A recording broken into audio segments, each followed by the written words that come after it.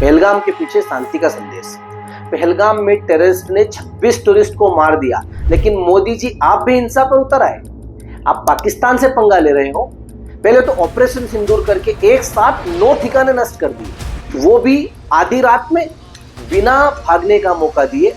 बेचारे मासूम आतंकवादी AK-47 पे सर रख के सो रहे थे। उन आतंकवादियों के साथ उनके मदरसे भी तो नष्ट हो गए। अब ये पाकिस्तान की पहली हरकत तो है नहीं टेररिज्म की, ऐसा तो पाकिस्तान अपने जन्म से ही करता आ रहा है। 1947 में जब पाकिस्तान का जन्म हुआ तो उसने उसके साथ ही भारत पर आक्रमण कर दिया। इसलिए सरदार पटेल और पंडित जवाहरलाल नेहरू ने पाकिस्तान के हिस्से के 55 करोड़ रुपए रोक लिए, क्योंकि उनको मालूम था पाकिस्तान इन 55 करोड़ का उपयोग हथियार खरीदने में करेगा और उसका उपयोग वो भारत के खिलाफ करेगा। यह बात हमारे गांधी जी को बहुत बुरी लगी। गांधी जी अनशन पर बैठ गए। मोदी जी आप भी तो गांधी जी के गुजरात से हो ना, आप क्यों भूख हड़ताल पे नहीं बैठे? आप तो बालाकोट और उरी से भी आगे बढ़ गए। अब तो आर्मी, एयरफोर्स और नेवी तीनों सेना एक साथ टूट पड़ी है पापी पाकिस्तान पर। गांधी जी ने तो कहा था कि पाकिस्तान को उसके हिस्से के पैसे दे दिए जाए, तब तक वो अनशन तोड़ेंगे नहीं।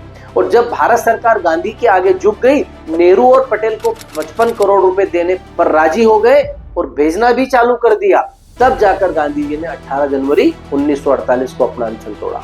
गांधी जी ने तो हमको सिखाया है कि सामने वाला कितना भी बुरा हो, हमको बुरा नहीं बनना है, हमको तो भला ही बने रहना है। बापू ने तब तो पाकिस्तान को 55 करोड़ दिलवा दी, और आज हम नदी का जल बंद करने की बात क्यों कर रहे हैं? और उसके बाद बंद करने की बजाय हमने एक और एक्स्ट्रा पानी छोड़ दिया और पाकिस्तान में बाढ़ आ गई। ये तो झूठ हुआ ना, ये तो नाइंसाफी हो गई।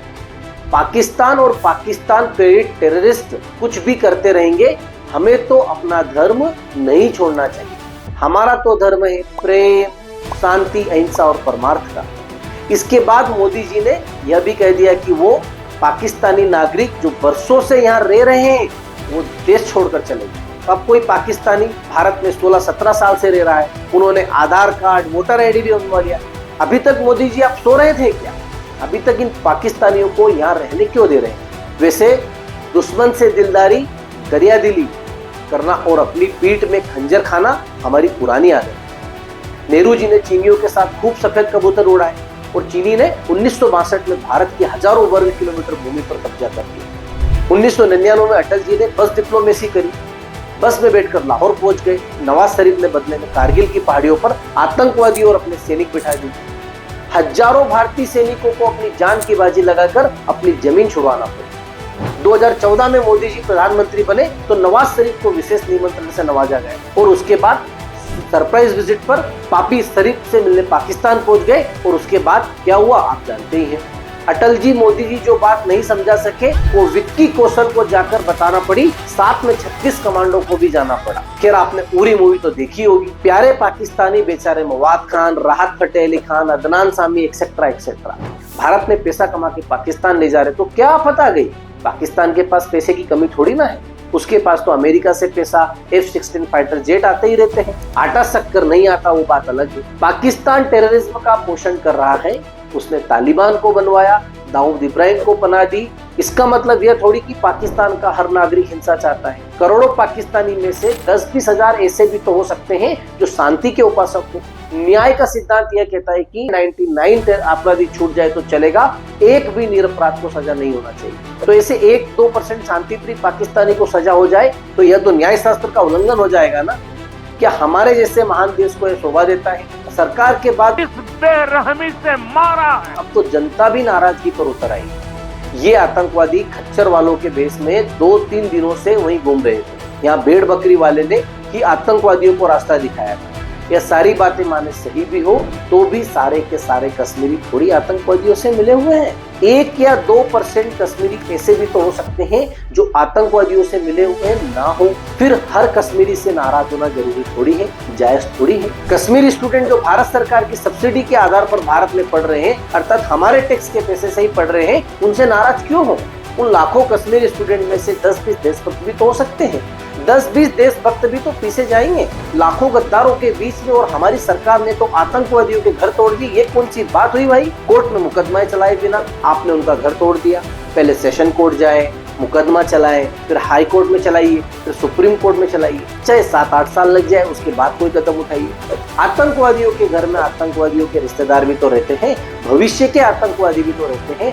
भविष्य के आतंकवादी ने अभी कोई आतंकवादी घटना को अंजाम थोड़े दिया है। जब वो आतंकवाद की घटना को अंजाम देते 100, 200, 500 लोगों को मार दे, फिर सजा दीजिएगा, वो भी 7-8 साल कोर्ट के चक्कर काटे। कायदे की बात तो यह है कि सुप्रीम कोर्ट में स्टे लगा देना था सिंदूर पे, सुओ मोटो कॉग्निजेंस लेकर, लेकिन सरकार ने सरप्राइज अटैक कर दिया। मोदी जी है कि आग उगले जा रहे हैं, बोल रहे हैं कि देश दुनिया के किसी भी कोने में जाके आतंकवादी छुप जाए, हम उनको ढूंढ ढूंढ के मारेंगे। जिन्होंने ये हमला किया है, उन आतंकियों को और इस हमले की साजिश रचने वालों को उनकी कल्पना से भी बड़ी सजा मिलेगी। ये तो इजराइल की भाषा हो गई ना भाई। जब 1972 में म्यूनिक ओलंपिक में आतंकवादियों ने इजराइल के कुछ खिलाड़ी मार दिए थे, तब इजराइल ने इसका बदला लिया था। आतंकवादी यूरोप में जाकर छुप गए, पेरिस, ग्रीस, इटली, यहाँ तक कि साउथ अमेरिका में भी इजराइल ने उनको बरसों तक ढूंढ ढूंढ के मारा। ट्विन टावर पर लादेन ने हमला कर दिया, अमेरिका ने तोरा वोरा की पहाड़ियों को ही सपाट कर दिया बंकर ब्लास्टर बम डाल डालकर, लेकिन लादेन वहां भी नहीं मिला, क्योंकि लादेन तो पाकिस्तानी आर्मी हेडक्वार्टर के पास छुपा हुआ था। अमेरिका उन्होंने वहां जाकर उसको मार दिया, पाकिस्तान वालों को पता भी नहीं चलने। अब पाकिस्तान ने लादेन को छुपाया, दाऊद इब्राहिम को छुपाया, हाफिज सईद को छुपाया, जाकिर रहमान लखवी को छुपाया, यहाँ तक कि तालिबान को भी पनपाया। इसका मतलब यह थोड़ी कि आतंकवाद और पाकिस्तान एक ही चीज है। और इसलिए कई लोग हमको शांति का पाठ पढ़ा रहे हैं। हमें उनकी बातों की तरफ ध्यान देना चाहिए, संयम से काम लेना चाहिए। आखिर बापू ने भी तो हमको सिखाया, कोई तुमको एक थप्पड़ मारे तो दूसरा गाल भी आगे कर दो। हमारा तो सुझाव है कि 12 लाख की सेना को भी गांधीगिरी पर उतर जाना चाहिए। आर्मी, रो, पुलिस, इन सबको, इन सारे आतंकवादियों को ढूंढ ढूंढ कर फूलों की माला पहनाना चाहिए। लेकिन हमारी सेना ने तो पाकिस्तान के भेजे सारे ड्रोन मार गिराए, S-400 भी यूज कर लिया। जानते हैं उन ड्रोन्स में शांति के कबूतर बैठे, पाकिस्तानी कबूतर भी फट पड़ते हैं, ये अलग बात है, समझने की बात। न्याय शास्त्र का एक और सिद्धांत है, अपराधी से नहीं अपराध से नफरत करो। और इसलिए जो आतंकवादी आए थे उनके ढूंढ के मारने की बजाय उन्हें प्रेम से जीतना चाहिए। उनके मन में हमारे प्रति कितनी भी नफरत हो, हिंसा भरी हो, हमें उनके प्रति प्रेम, सौहार्द और शांति ही रखना चाहिए। अगर हमें कुत्ता काट के आए तो कुत्ते को थोड़ी काटा जाता है, सांप डस ले तो सांप को थोड़ी डसा जाता है, उसे तो डंडे से मारा जाता है। पाकिस्तान न अपनी हरकतों से बाज आया है और न आएगा।